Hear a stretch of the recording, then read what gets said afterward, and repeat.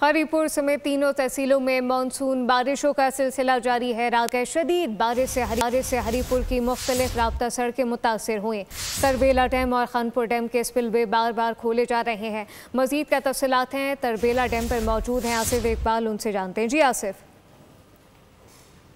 जी बिल्कुल, बलाई अजला में मानसून बारिशों का सिलसिला जारी है और ये जारी शुदा 11वां स्पेल अभी तक जारी है।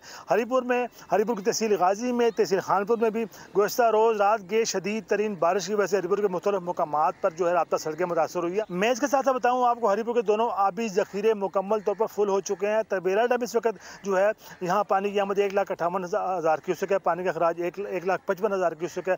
डैम का लेवल 1550 फुट तक पहुँच चुका है। इस तरह खानपुर डैम का लेवल फुल लेवल 1982 फुट है, मौजूदा लेवल 1980 फुट है।